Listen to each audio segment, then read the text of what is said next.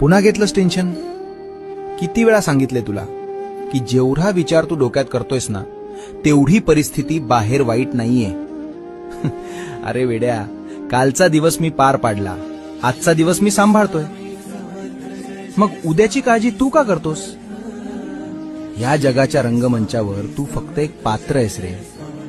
सूत्रधार तर मी आहे ना. मागे वळून बघ एकदा. याआधीही आयुष्यात असे कठीण प्रसंग आले होतेच की. तेव्हा सगळं संपलं असं वाटत असताना अचानक मार्ग मिळाला होता ना. कोणी काढलं तुला त्यातून बाहेर? मीच ना. मग आज या संकटात मी तुला असाच वाऱ्यावर सोडून देईन असं कसं वाटलं तुला?